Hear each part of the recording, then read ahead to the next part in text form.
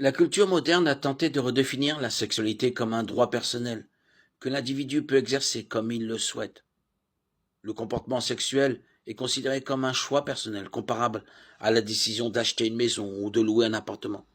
En même temps, l'opinion populaire a pratiquement supprimé le mot péché du vocabulaire de notre culture. La seule expression sexuelle considérée comme mauvaise est celle que celui qui la définit juge déplaisante.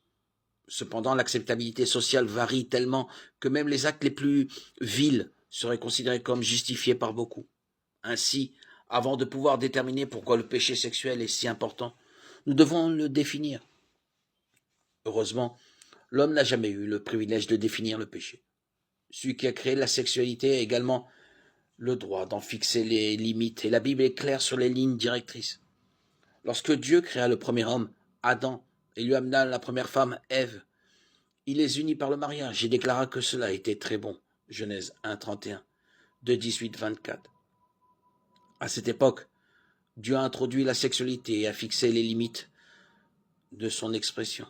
Dieu a créé une union entre un mari et une femme qu'il a appelée devenir une seule chair. Genèse 2, 24.